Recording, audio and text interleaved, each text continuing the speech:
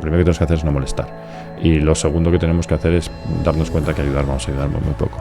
Es decir, que el mérito, que las cosas salgan bien o que las cosas salgan mal, que las cosas salgan bien es por parte de los emprendedores, que necesitan dinero y entonces también aportamos en lo de dinero, pues evidentemente, ¿no? Pero lo que es en la gestión de la compañía o en ayudarles con cosas es lo mínimo. Yo creo que tenemos más posibilidades de molestar que de ayudar. Y lo que pasa es que lo que nos pasa a muchos fondos es que parece que nos tenemos que vender por ahí, es decir, que somos listísimos y que vemos animales mitológicos y que ayudamos un montón.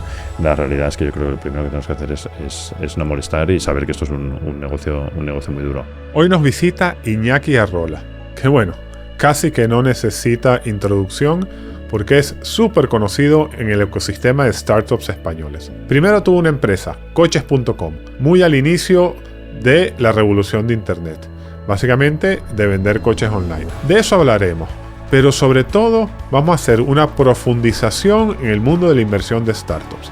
Ya que Iñaki primero fue Business Angel, después montó un pequeño fondo de 5 millones llamado Vitamina K, pero esto desemboca en K-Fund, que es uno de los fondos más potentes de inversión en startups de tecnología en España. Aquí nos vamos a adentrar en todo el mundo de la inversión. Entenderemos qué es un fondo, por qué existen, en qué tipos de empresa invierten, qué es lo que buscan los emprendedores, cómo ganan dinero. Es decir, todo de todo. Si quieres entender el mundo de la inversión en startups, el de hoy es tu episodio. Bienvenidos a Outliers, un podcast con conversaciones de negocios con personas atípicas. Presentado por Joseph Gelman.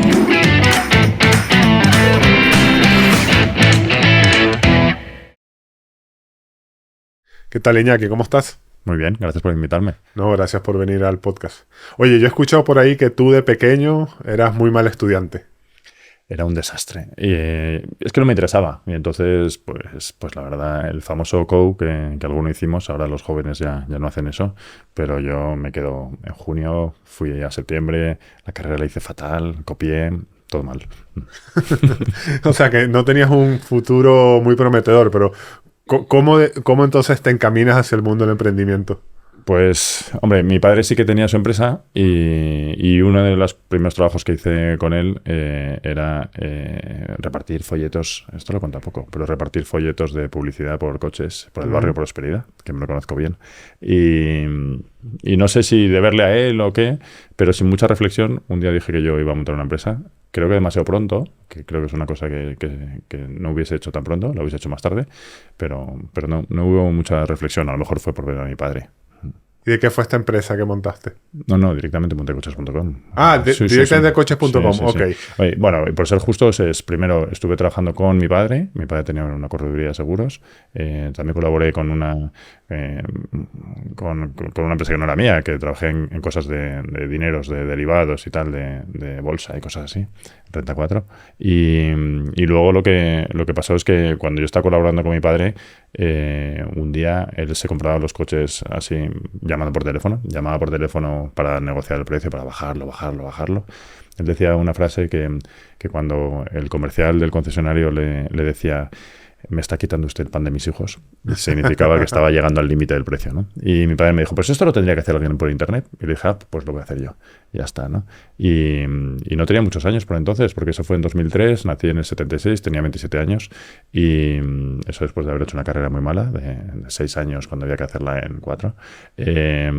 Pero así empecé. Y no monté coches.com directamente, porque monté una empresa que se llama Autodescuento, que estaba en la parte solo de coches nuevos. Ya sabes, lo del océano rojo y lo del océano azul. Sí. Pues esto estaba en el océano rojo, ¿no? Porque lo que ayudaba era a ti y a mí a buscar un coche nuevo en el mejor precio posible, ¿no? Ya sabes que los coches nuevos pues son iguales, ¿no? Lo compras en un sitio, al final era un tema de precio o de distancia, ¿no? Y claro, eso es un océano rojo porque todos los concesionarios tienen su zona geográfica delimitada, saben que más bien venden en una zona y están ayudados por las marcas a la hora de hacer publicidad, ¿no? Se publicitan en la tele, en el mundo, en el periódico que sea, en la radio, donde sea, pero ya todo eso está mucho más definido para que no necesiten publicidad, ¿no? Y es océano rojo porque ahí no estaba casi nadie, no era muy innovador porque no había mercado, ¿no? Y eso se llama Autodescuento, pero con los años pudimos comprar el dominio de coches.com y entonces ya me metí en toda la parte horizontal de los coches. Ok. O sea que la primera idea era hacer esto con coches nuevos, me imagino llevándole leads a los concesionarios. Eso es. Y eso es lo que no funcionó. Sí eso funcionaba, pero funcionaba muy, muy despacio. Y además yo siempre pienso que tenía que haber tenido un jefe para aprender de él y nunca lo tuve, ¿no? Entonces uno va pues pegando tumbos y aprendiendo de nada, ¿no? Y entonces entre Océano Rojo, entre poco foco, entre mil cosas, pues eso iba, pero iba muy poco a poco. Ok. Y ¿hubo un trigger, un momento que tú te diste cuenta, oye, esto de los coches nuevos no va y el camino va por los coches usados? O sea, ¿cómo se da ese brinco, no? Porque al emprendedor le cuesta porque está como muy afianzado en su idea inicial. Pues sí, hombre, yo sí que me di cuenta que nuestro negocio tendría que terminar siendo un negocio recurrente en el que los concesionarios te pagasen una mensualidad y esa parte no iba a pasar en los coches nuevos y solo pasaba en los coches usados, ¿no? Pero probablemente me di más cuenta ante la oportunidad de comprar el dominio coches.com, que se lo compramos a un señor paraguayo que nunca conocimos, y es verdad que en esa parte estaba el mercado y a lo mejor me di cuenta según pasaban los años, ¿no? Según estabas en una parte del mercado que no era interesante. Okay. Cuéntame de eso del dominio. O sea, primero, ¿cómo llegaste al dominio? Y segundo, para la gente que no es de e-commerce, ilústranos la importancia que tiene un dominio de estas características para, por ejemplo, en este caso, para vender coches. Hombre, quizá era más importante antes, ¿no? Entre otras cosas porque ahora mismo hay aplicaciones y móviles y demás y no solo está en la navegación web, ¿no? Ahora también están las aplicaciones, ¿no? Pero antiguamente que solo había navegación web, los dominios que eran genéricos significa que tienen un nombre alrededor del negocio, coches. En este caso coches.com, pues eran especialmente importantes porque mucho del tráfico te viene por Google y Google valora el que haya determinadas palabras orgánicas puestas en el dominio y cuanto más genérico mejor, ¿no? Entonces era una época en la que, ya hace mucho tiempo, yo me siento muy abuelo cebolleta en muchas cosas, en la que tener un dominio genérico era súper importante para el posicionamiento, entre otras cosas porque al principio también había poco SEM, ¿no? SEO es el tráfico orgánico de no pago, el que Google te posiciona y ya está. Eso es lo que es tan importante los dominios genéricos, y SEM es la parte de pago, ¿no? Entonces era absolutamente crítico eso. ¿Cómo llegué al dominio? Pues a través de un blog, del blog de Carlos Blanco, que es un famoso emprendedor inversor español que ha hecho muchas cosas. Sí, pero que compra millones de... Que era muy domainer, sí, él compraba muchos sí. dominios y hablaba de muchas cosas de negocios de Internet, y un día dijo que había un señor paraguayo llamado Cristian Chena que vendía el dominio coches.com por 950.000 euros. De hecho, Cristian Chena hizo su dinero inicial vendiendo dominios, comprando dominios genéricos y luego vendiéndolos con el tiempo, ¿no? Tuvo juegos.com, tuvo viajes.com y coches.com lo vendía por 950.000 euros. Si se va ahí a la arqueología de Internet, se ve que yo soy el primero que lo comento. Yo digo, gracias por la información, Carlos. ¿Quién tuviera el dinero para eso, no? Porque no teníamos ese dinero, ¿no? A lo mejor en vez de 950.000 teníamos 9.500 euros, ¿no? Pero yo tenía un socio que le sigo considerando mi socio del alma. Bueno, ahora tengo otros socios del alma, ¿no? Pero por entonces era desde luego mi socio del alma. Marek Fodor, fundador de Atrápalo y director técnico, que había invertido en la empresa, todavía no sé por qué, y que me dijo que por qué no intentarlo, ¿no? Y el intentarlo fue pues hacer una llamada por Skype cuando no había WhatsApp y todas esas cosas a un señor en Paraguay y decirle, oye, no tenemos el dinero, creemos que estando en la parte de coches nuevos, si tú nos das el dominio coches.com, podríamos meternos en la parte interesante, quizá te podríamos dar un trozo de la empresa y quizá con eso te saldría mejor que si te pudiésemos pagar 950.000 euros, ¿no? Funcionó misteriosamente porque de hecho no lo llegué a ver personalmente y a partir de un poco de tiempo después, al principio no funcionaba, pues eso empezó a tirar fuerte por la importancia del tráfico orgánico, ¿no? El de no pago. Muy bien. Ahora vamos a volver a eso. Oye, una cosa que dijiste me llamó la atención. Hablaste de Marek y recordé que a pesar de que tú ahora eres Venture Capital, que bueno, que ahora hablaremos,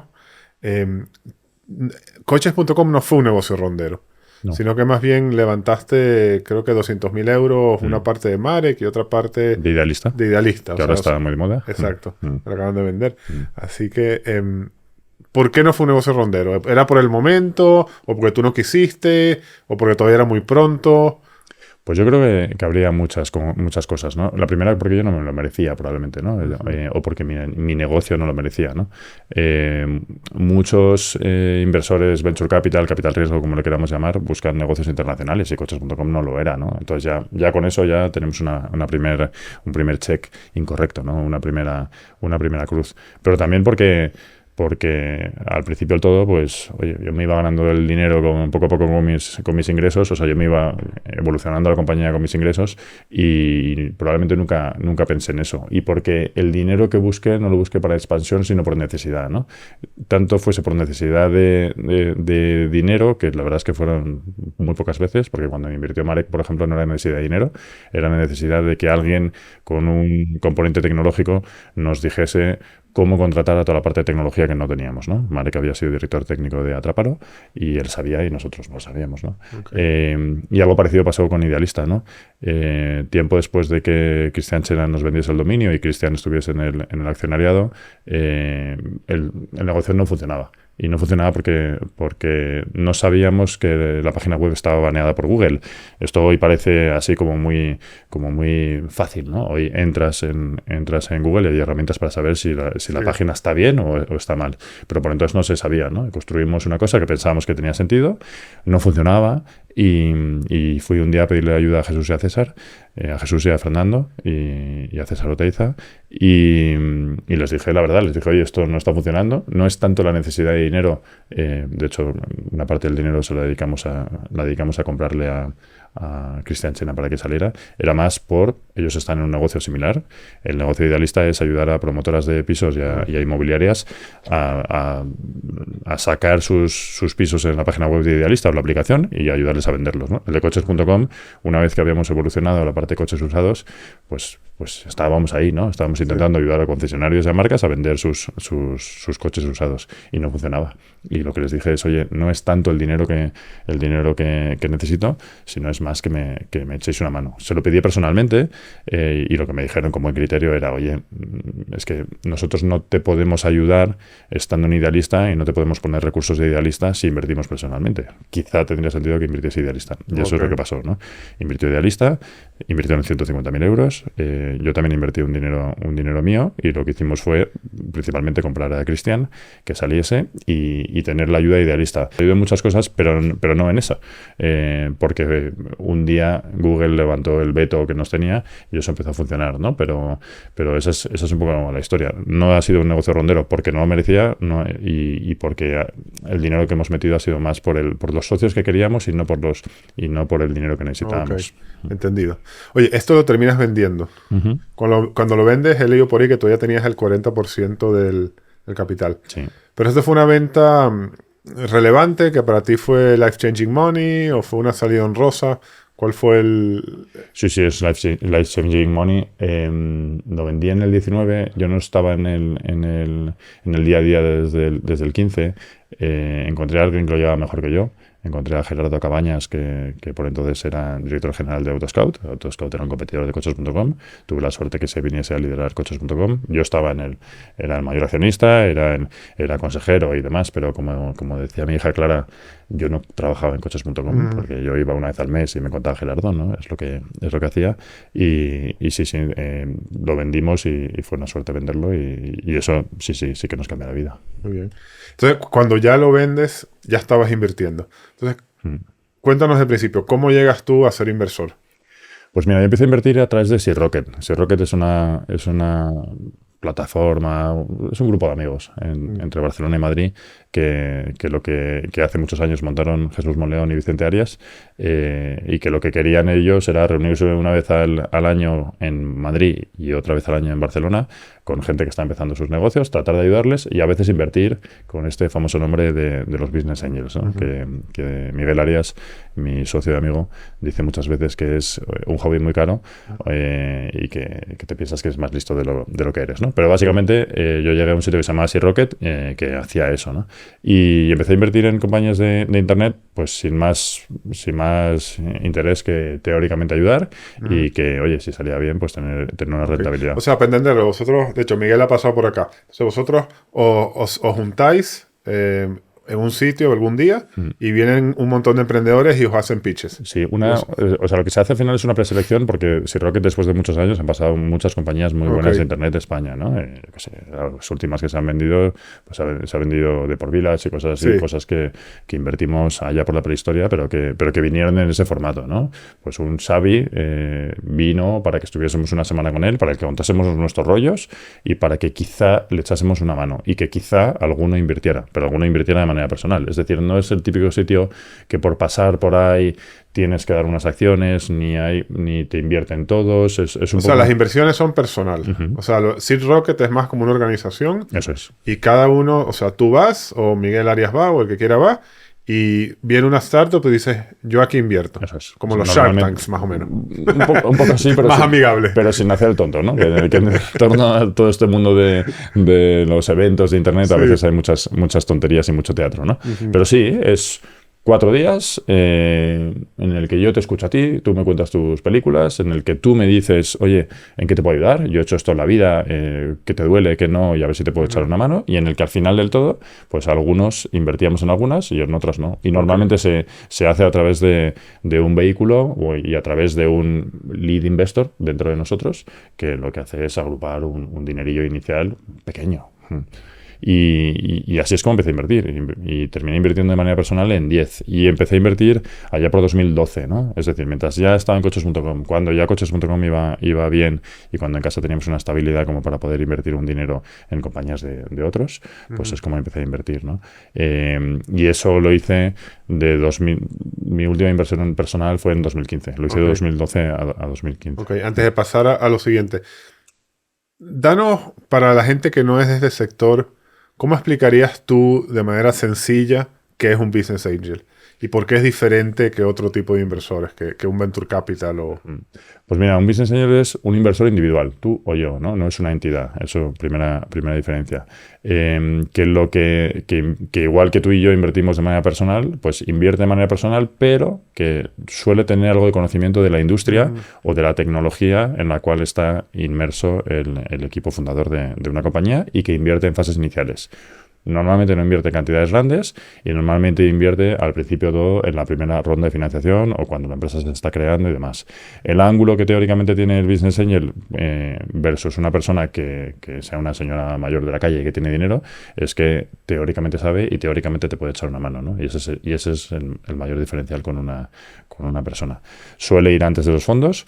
Y bueno, es verdad que hay alguna de tamaño más grande, pero en el entorno de SeedRocket, pues cuando invertíamos 10.000, 15.000, 20.000 euros en las compañías. Usualmente en un PowerPoint, o sea, en una idea. Sí, o un PowerPoint o un algo que tiene un poquito de movimiento, pero muy poco, ¿no? El caso de Por Village es curioso, ¿no? El de Por Village era un magento de un señor que salía de eDreams y que estaba haciendo un e-commerce de triatlón.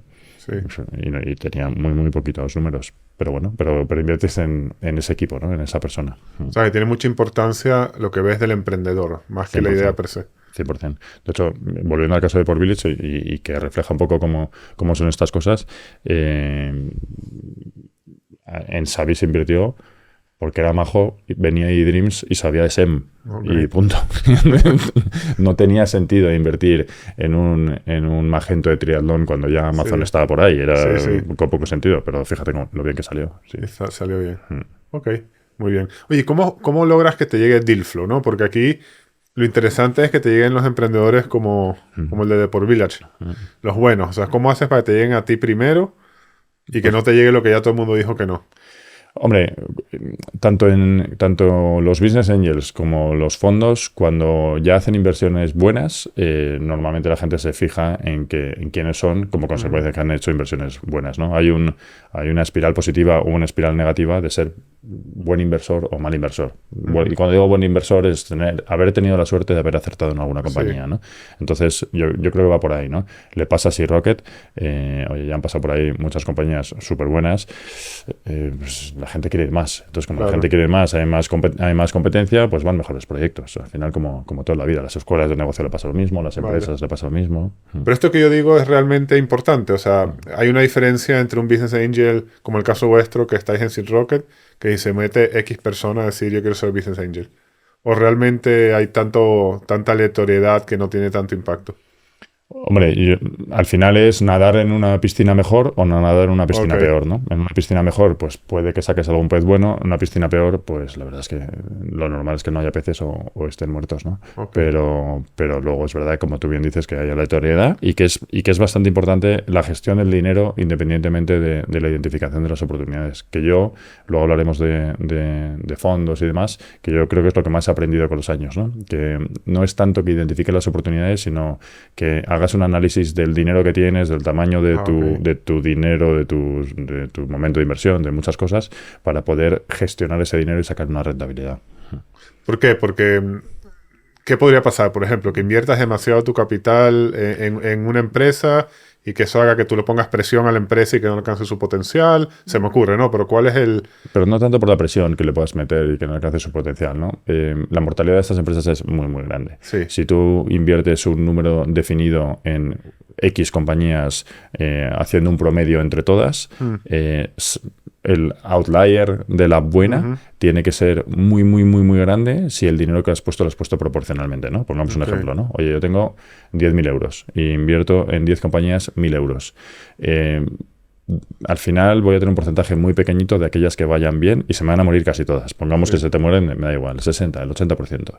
Si solo has invertido en dos y has invertido 1.000 euros y quieres compensar en dos buenas y las otras 8 compañías que te han salido mal, has perdido todo tu dinero, porque lo normal es que muchas pierdas todo tu dinero. ¿Cuánto tiene que crecer las compañías para poder, uno, compensar las pérdidas y dos, generar una rentabilidad de dinero sobre los 10.000 euros que hemos invertido?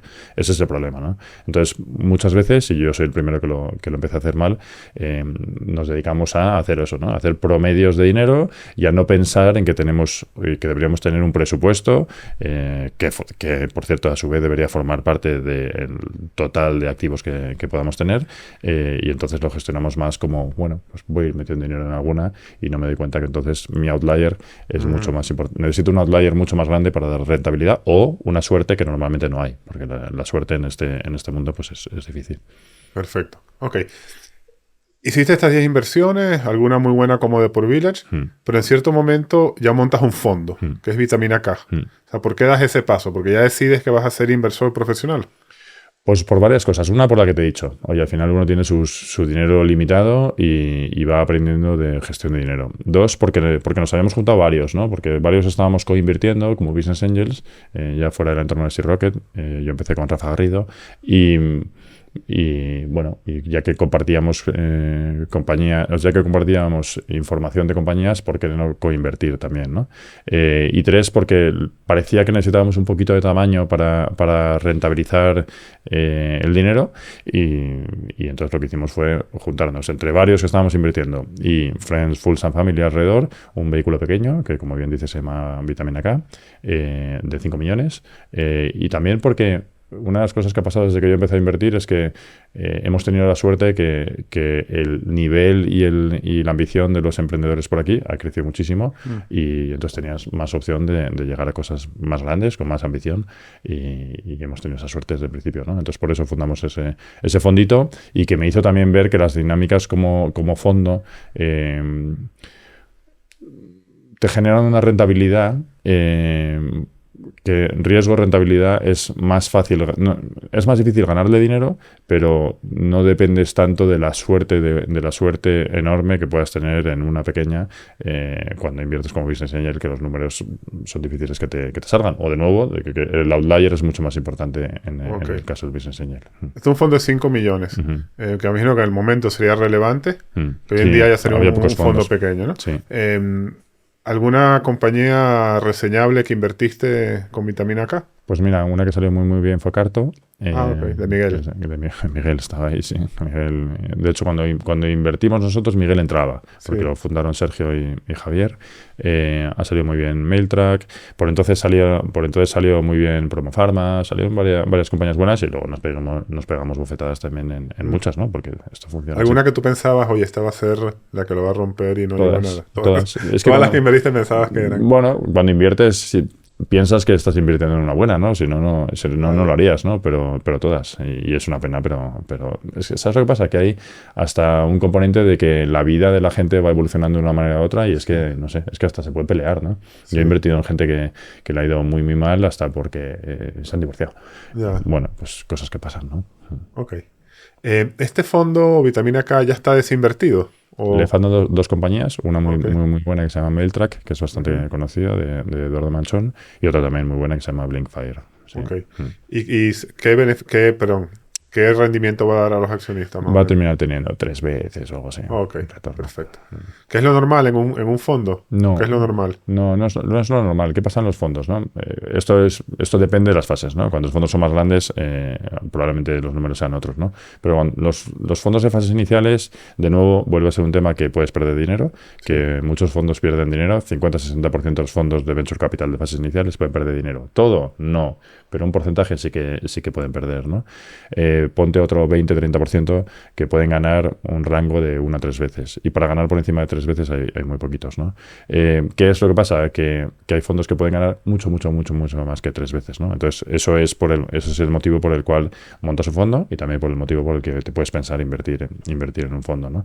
Pero es un negocio muy difícil. Eso es otra de las cosas que pasa, ¿no? Desde fuera, los que gestionamos fondos, pues la gente nos ve como, pues esto es muy fácil, ¿no? Pues yo te doy dinero a ti, a ese no. Estás ahí. Está ahí sí, con el puro, ¿no? La realidad es que es mucho más difícil de eso y hay que rentabilizarlos, ¿no? Y es un negocio, por cierto, también de muchos años, ¿no? Que la gente lo ve ahí como cuando tú te metes y captas un fondo, pues sabes que vas a estar 10 añitos y, oye, 10 añitos en el año 2034, pues habrán pasado muchas cosas. Sí, ok.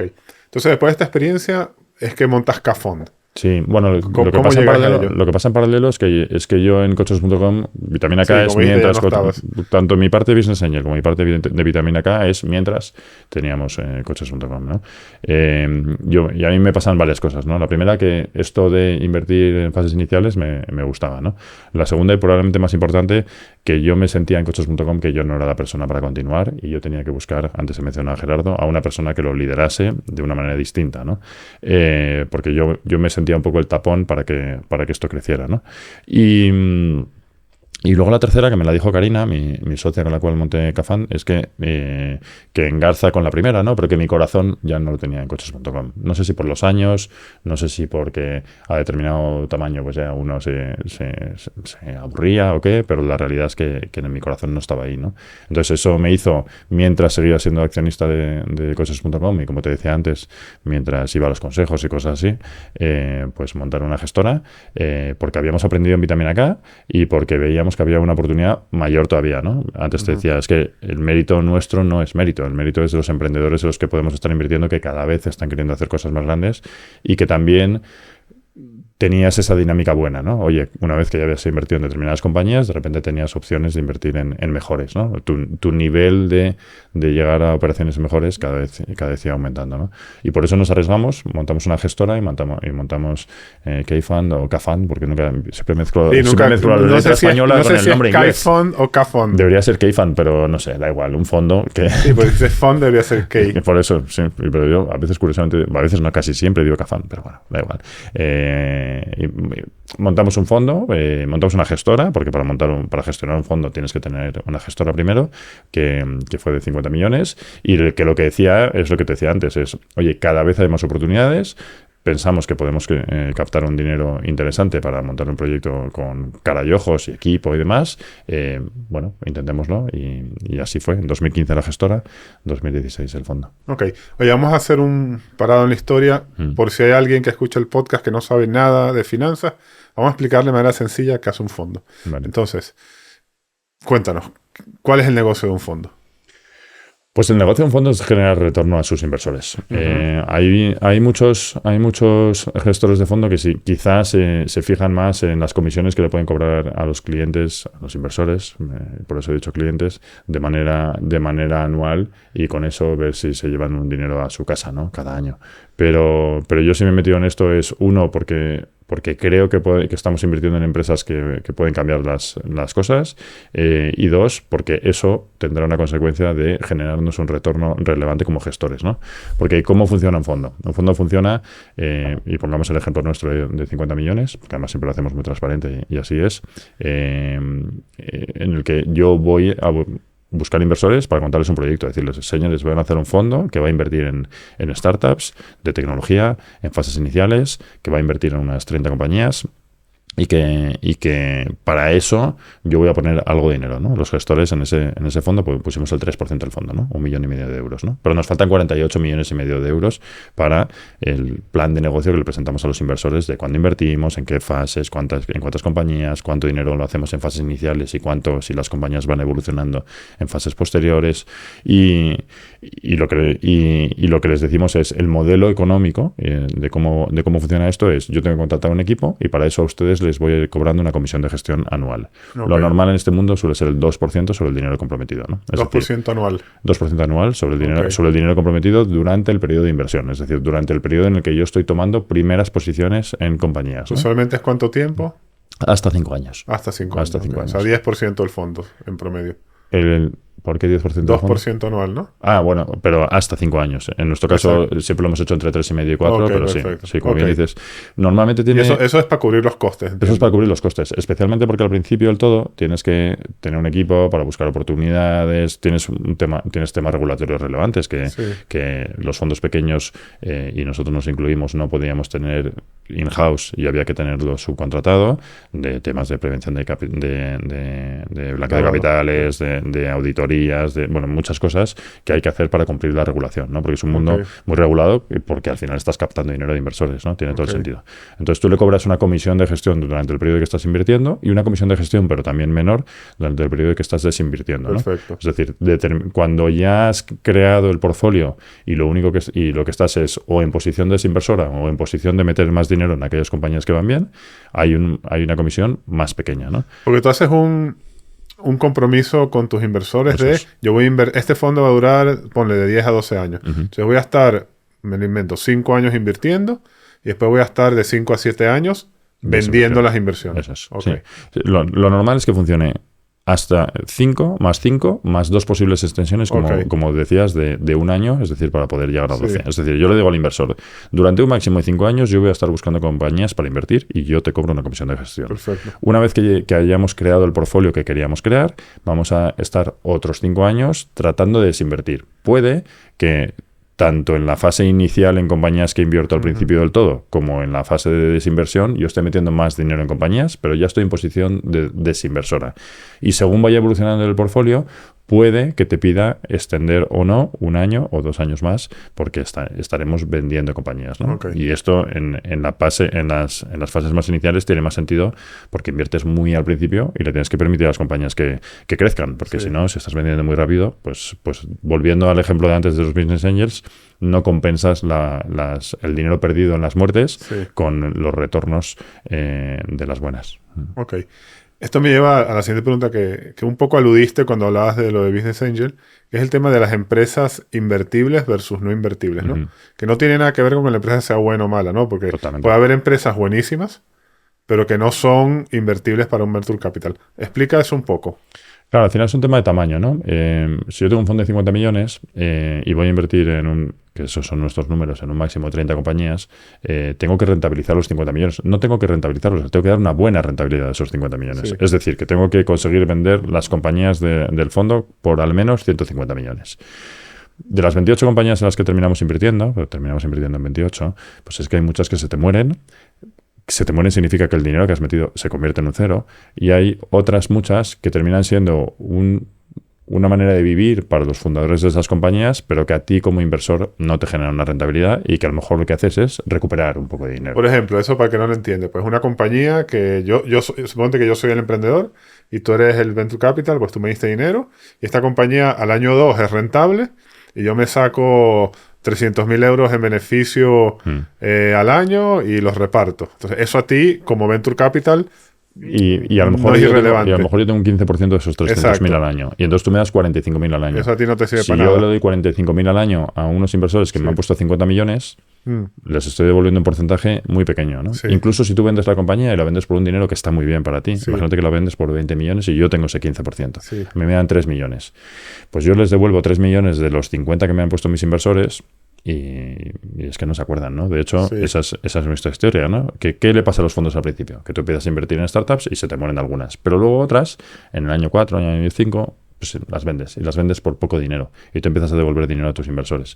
Pero empiezas a devolver dinero a tus inversores que a los inversores no les genera una rentabilidad relevante y no se acuerdan. Entonces, por eso volvemos a lo que has preguntado antes. Se necesita invertir en compañías que se hagan muy, muy, muy, muy grandes, y entonces no valen todos los tipos de negocio. Entonces no vale como Coches.com que solo estés en España. Necesitas cosas muy grandes para que le generemos rentabilidad al fondo. Y también una cosa que es bastante relevante y que también lo hemos aprendido con los años es que los fondos necesitamos tener un porcentaje interesante en las compañías a las que invertimos. ¿Por qué? Porque si no lo tenemos, si tenemos un porcentaje muy pequeño, imagínate que yo en tu compañía tengo un 1%, ya no el 15% que decíamos antes. Es que no solo vía dividendos, sino si yo vendo la empresa, aunque la venda por 20 millones, ¿qué me darás a mí? Un 1% de 20 millones me darás 200.000 euros. Entonces, es bastante relevante también el porcentaje que tengamos en las compañías de participación en tu negocio para poder generar rentabilidad. Entonces, por eso no todo vale para el Venture Capital, y por eso, como bien dices, hay compañías que son grandísimas compañías para los fundadores, pueden ser grandes negocios para ellos, pero no son negocio para el Venture Capital. Ok, vamos a ilustrarlo, ¿no? Mira, vamos a ilustrarlo con una compañía que yo conozco a los founders y tú también, y que hemos estado allá en su podcast. Vamos a hablar Factorial, por ejemplo. Entonces, Factorial es el tipo de compañía. Pero también Urbanitae, que está por aquí, Urbanitae por aquí, Eduardo. Perfecto, ok, bueno, entonces vamos a coger una de las dos. De hecho, las dos son compañías del fondo 1. Y pasando como, oye, los founders son así, el negocio es así, o sea, ilústralo. Pues mira, ¿cómo son Jordi Bernat? A Jordi Bernat los conocía Pablo, Sí. Uno de los socios de mi fondo de antes, de cuando él estaba en la Fundación Canales, ¿no? Y son gente que lo que tienen es una ambición grande por hacer una compañía y no por ganar dinero, y por hacer una compañía que cambie una industria. Sí. De hecho, es significativo en ellos que yo cuando fui a celebrar con ellos que pasaban a este famoso estatus de unicornio, a mí la palabra unicornio me parece una tontería, me parece de hecho una palabra que yo la llamo mucho una métrica de pobre, porque los inversores que decimos por ahí que tenemos unicornios y no hemos vendido, Es papel, dices, ¿no? pues está muy bien, pero ¿qué has conseguido? Nada, ¿no? Entonces, ¿qué tienes? Un animal mitológico por ahora, ¿no? Está muy bien. Por ¿no? eso, Pero todos guardamos. a lo mejor está bien el término, porque es mitológico, que no existe. Totalmente, es que es mitológico. De hecho, Karina, con quien yo confundí Kafan, nos regaló un pin feo de un unicornio cuando Factorial, que fue nuestro primer unicornio, pasó a ese estatus, ¿no? Porque que nos dijo, ¿qué tenéis por ahora? Pues tenéis un pin feo de un unicornio. Es lo que tenéis, ¿no? Entonces, pero dice mucho de ellos que ese día que yo fui a celebrarlo a Barcelona y quedamos a cenar con los tres, porque se habla mucho de Jordi y de Bernat y se olvida a veces a Pau, no sé si porque es el director técnico o por qué, pero bueno, se habla poco de él, también porque no sale en podcast. Me dijeron, pues no tenemos nada que celebrar, porque nosotros venimos aquí a montar una cosa que cambie la manera en que las pequeñas y medianas empresas se relacionan con los recursos humanos a través del software. Vosotros venderéis, nosotros seguiremos aquí y nosotros... El dinero será una consecuencia, pero no lo estamos haciendo por dinero. Claro, ese es el tipo de compañía que tú quieres invertir en ella, porque están queriendo hacer algo tan bestia que los números de tu fondo te funcionarán, ¿no? Y lo que pasa es que esa, por ejemplo, es distinta que Urbanitae, ¿no? ¿Y por qué es distinta? Porque una compañía con Factorial es muy intensiva en capital, ¿no? Factorial ha sido la típica, que levanta muchas rondas. Porque tienen que captar muchos clientes. Eso, o sea, el SMI es un mercado infinito. Eso es. Tienen que invertir mucho crecimiento. Bueno, de hecho, que ahora han hecho algo interesante, ¿no? Han hecho una ronda de deuda para financiar el crecimiento. Vale. Sí, okay. Tienen que utilizar muchos instrumentos que algunos de ellos puede que te diluyan y que para el tamaño de fondo que tienes como fases iniciales, ojito con meterte en muchas compañías que sean intensivas en capital, porque entonces tu problema es que puedes tener porcentajes muy pequeños en muchas compañías y en cuanto se te mueran algunas, a lo mejor los números no te salen, ¿no? Pero si eres capaz de tener un porcentaje interesante, en Factorial tenemos el 6%, es una cosa que es pública, o sea que no hace falta bucear mucho los sitios para saber lo que tenemos, pues puede ser muy significativo para el tamaño del fondo, ¿no? Okay. Factorial vale más de 1.000 millones, 6% sobre un fondo de 50 millones. Oye, pues el número lo has hecho, ¿no? Tienes una compañía en el que todavía hay que venderla, pero que una vez que está por encima de esas cantidades te funcionan los números. Pero luego puedes tener otras compañías, y Urbanitae es un ejemplo, que está por aquí Eduardo, que no son tan intensivas de capital. De hecho, Urbanitae es que tiene el pequeño detalle que gana gana dinero casi desde el minuto uno, Sí. ¿no? Entonces, pero en la cual, aunque no tenga una expansión teórica tan grande y vaya más país a país, ¿no? Porque no pueda crecer tan como las compañías de Sí. SaaS, de software, por el porcentaje que tenemos en la compañía, que tenemos un 15%, que también no hay que bucear mucho para saberlo, puedes tener un impacto en el retorno del fondo mucho más importante. Es decir, si yo vendo Urbanitae por una cantidad mucho menor que esos 1.000 millones, puede que me genere un impacto en retorno para los inversores del fondo más relevante que incluso Claro. Factorial, ¿no? Perfecto. Pero son compañías que, ya sea por dominar un país, ya sea por ganar X dinero, ya sea por el porcentaje que tienes demás, tienes que echar los números de qué retorno va a generar a tu fondo y no las tonterías de los unicornios. Sí. Es interesante, ¿no? Porque son dos compañías distintas, ¿no? O sea, Factorial es un mercado infinito, pero altamente competitivo, que hay que invertir mucho y que tienen ellos que pillar.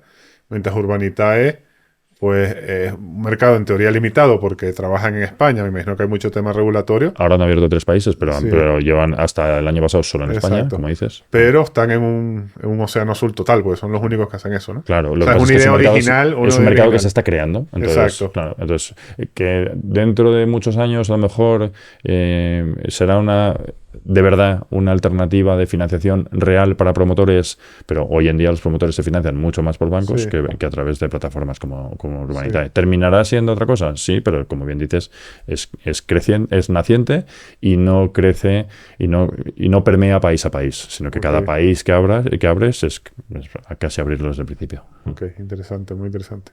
Oye, tenéis varios fondos, ¿no? En CAFON. Explícanos un poco porque es interesante, porque por lo menos yo sé que Miguel fue para allá a hacer un fondo diferente, ¿no? Como de acompañamiento. Explícanos los distintos tipos de fondos. Claro, ¿qué nos ha pasado, no? Cuando Karina y yo montamos Kfund, la gestora, lo que pensábamos es oye, que tendríamos Kfund 1 y quizá lanzaríamos después Kfund 2, ¿no? Es decir, lanzaríamos misma estrategia con fondos sucesores. Pero por distintas circunstancias nos hemos metido en hacer varios tipos de fondos, es decir, nos hemos terminado siendo una gestora multiestrategia o multiproducto en vez de ser una estrategia monoproducto, que es la que pensábamos al principio que íbamos a ser, ¿no? Entonces, en la actualidad lo que tenemos es distintos fondos de equity. De equity significa, para los que tanta palabra inglesa o americana, significa que tomamos participaciones en compañías, que hacemos ampliaciones de capital para tener acciones de compañía y tenemos 3 estrategias distintas. Un fondo muy chiquitito, que es solo de 10 millones, un fondo que ya va por su tercera añada, que es con el que empezamos, por decirlo de alguna manera, el fondo de 10 millones es un fondo en el que no hay, que cuando los emprendedores vienen a nosotros cuando no hay nada, cuando están construyendo el producto y no hay ni métricas ni nada, ¿no? Es el fondo que invertiría a la vez que los business angels que hablábamos antes, ¿no?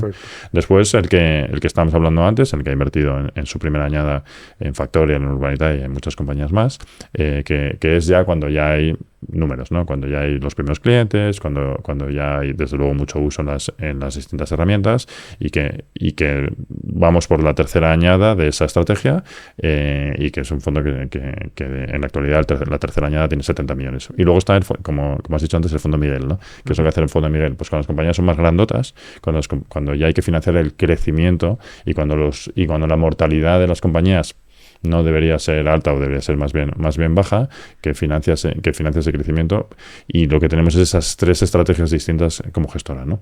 Además tenemos un fondo de fondos y ahora estamos lanzando un producto de deuda, ¿no? Es decir, hemos evolucionado como gestora a tener varias estrategias, también porque he tenido la suerte de seguir trabajando con gente fantástica. Miguel es un gran ejemplo, y porque unos fondos a otros pues se ayudan en muchas cosas, ¿no? Es decir, que yo tenga a Miguel en el fondo de crecimiento, joder, pues Miguel ha montado una compañía alrededor del data espectacular y yo le puedo llamar a Miguel y decirle, oye Miguel, que esto no lo entiendo, ayúdame, ¿no? O al revés, ¿no? Y también, pues, conocer las empresas desde pequeñito pues puede venir muy bien para cuando Miguel las tenga que financiar. A efectos de los emprendedores nos da un poco igual, ¿no? Porque al final es, hola señor emprendedor, dígame usted en qué momento está, yo le financio su oportunidad si usted quiere, porque esto lo primero que damos es las gracias, pero desde luego lo decide el emprendedor, desde 100.000 euros hasta 10 millones de euros. Según el momento en el que esté, al final lo gestionará un equipo, lo gestionará otro, pero hacia afuera el emprendedor no ve una diferencia, ¿no? Y cuando tú, por ejemplo, el fondo de 50 millones, ¿no? Claro, esto tiene una realidad que es que tú en 10, 12 años tendrías que liquidar el fondo. Totalmente. Entonces, no sé, por ejemplo, suponte que cuando llegue ese momento, Urbanitae todavía tiene un potencial de crecimiento. ¿Qué pasa? ¿Qué pasa con Sí. eso? ¿Lo liquidas o Claro. puede pasar a otro fondo? A lo mejor tu inversor dicen, pues quisiera seguir, no sé, ¿cómo es eso? Lo que no haremos es vendérselo de un fondo a otro de la gestora, eso no lo haremos, ¿no? Miguel comprará, no, eso no lo hará, ¿no?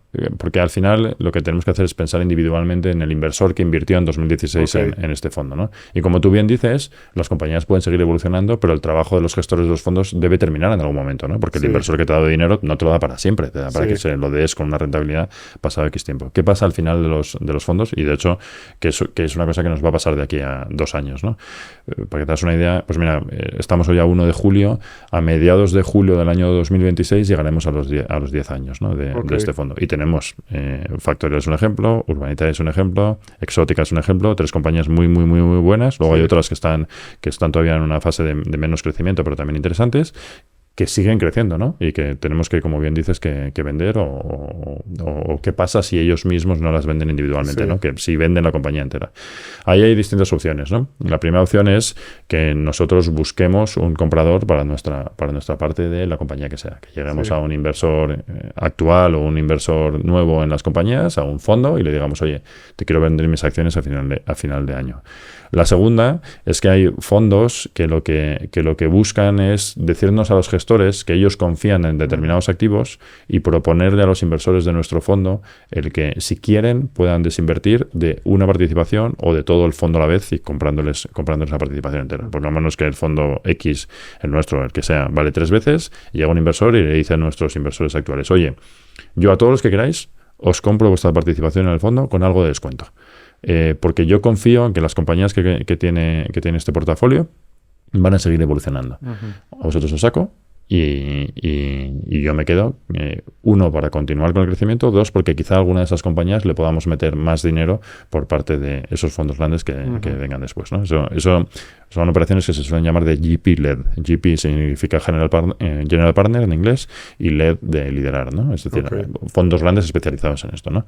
Y la tercera opción es que le digamos a los inversores, oye, ¿hay alguna compañía que convendría que a lo mejor, si extendemos el periodo del fondo por el motivo que sea, porque va a salir a bolsa, porque vemos que podemos venderla mejor el año que viene o lo que sea, podríamos extenderlo algo, ¿no? Pero esos son los 3 formatos, pero desde luego habiendo pensado que el inversor te dio tu dinero, se comprometió a darte tu dinero desde el año 2016, que nos lo ha dado año a año, porque eso no lo hemos dicho antes, pero los inversores se comprometen al principio del todo, pero no te dan el dinero del día 1, sino que te lo van dando año a año para que tú vayas invirtiendo. Pero hay que pensar que esos inversores no están aquí para siempre, están aquí para que les devuelvas el dinero con rentabilidad. Ok.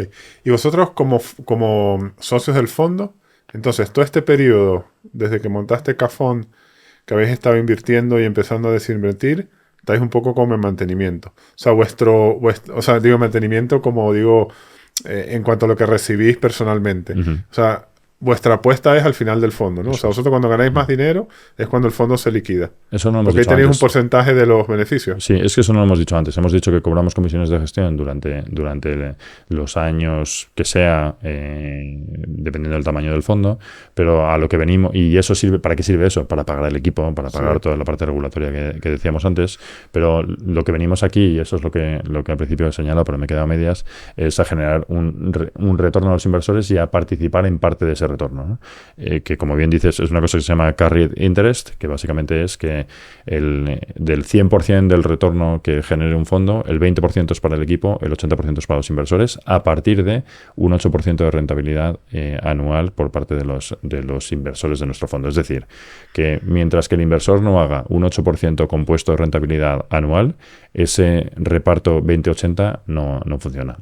Por ponerlo en números, a partir de 2 veces es en el cual nosotros empezamos a ver dinero y volviendo al ejemplo de antes, pues también por lo que estamos aquí, ¿no? No estamos aquí por generar dinero, pero desde luego habremos hecho bien el trabajo si sacamos una rentabilidad por encima 3 veces. Si no, pues en casa me dirán, oye, muy bien, pero desde luego esto no te ha ido como pensabas, ¿no? Muy bien, entendido. Oye, una última sobre fondo.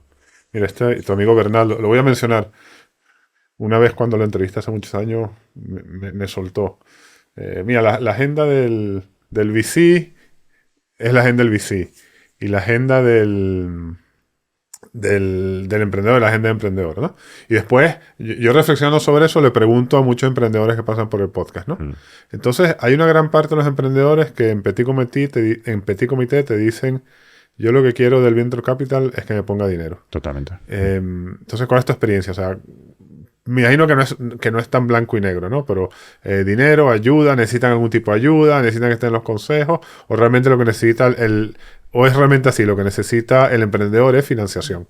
Mira, 3 de los 6 socios gestores de los fondos de K-Fund hemos montado compañías y hemos estado en el barro.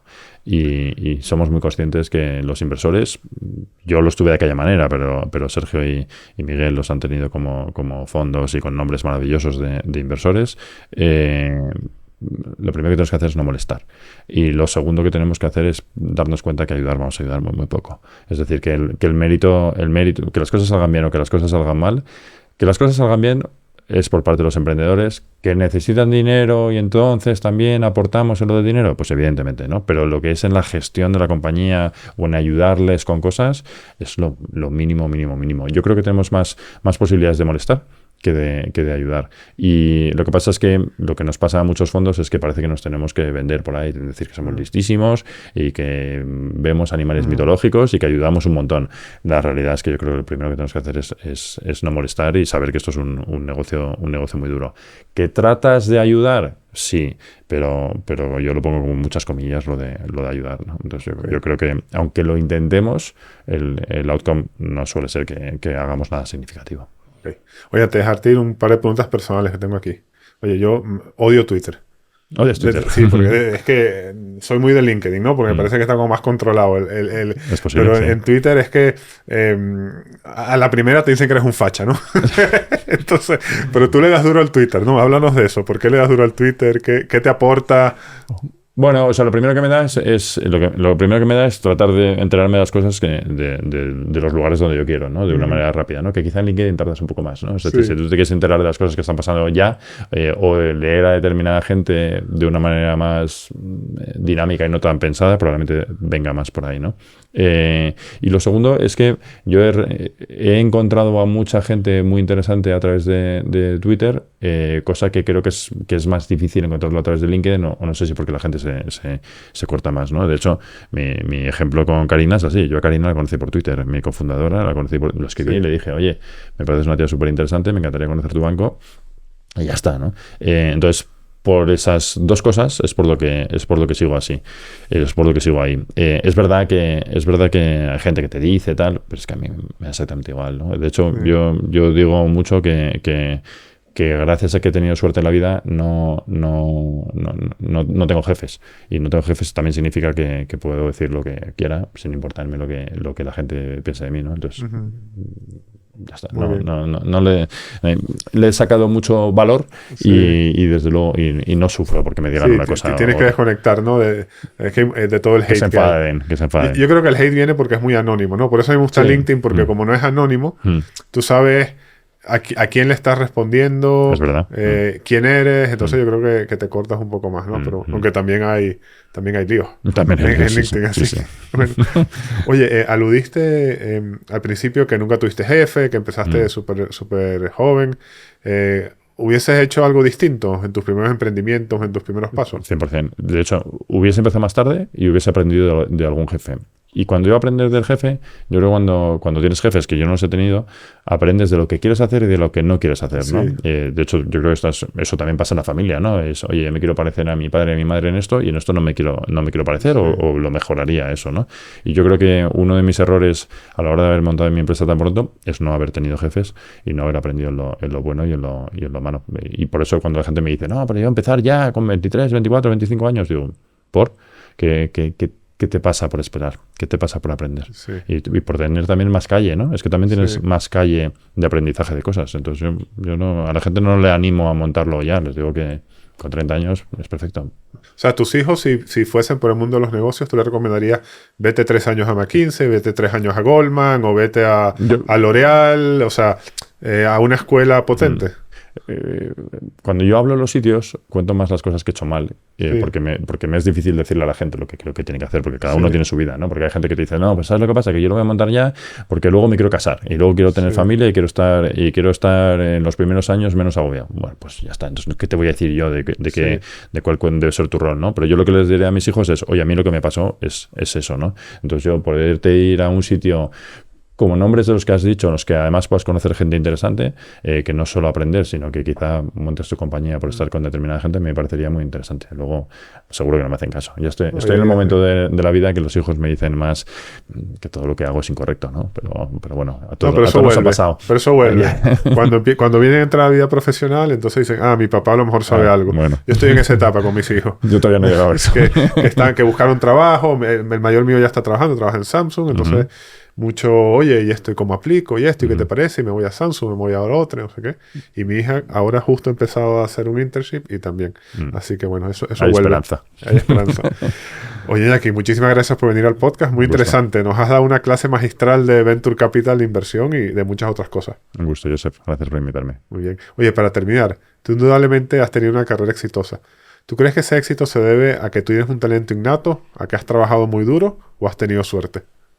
No creo que tenga talento. Y tampoco creo mucho en el talento. Sí que creo que hay que trabajar mucho y sí que creo que hay que tener un componente de suerte. A mí me pasa a veces que hablo muy poco, porque la verdad es que me da bastante vergüenza hablar de mí mismo y porque me siento muy mayor, ¿no? Pero hay veces que hablas en sitios y te dice la gente, oye, yo he trabajado todo eso duro, yo me parezco a ti en muchas cosas y a mí no me ha salido, ¿no? Y es verdad que hay veces que por las circunstancias o porque con quien conoces ahí, no sé si llamarlo suerte, pero lugares de la vida, personas de la vida que a veces te pueden cambiar, ¿no?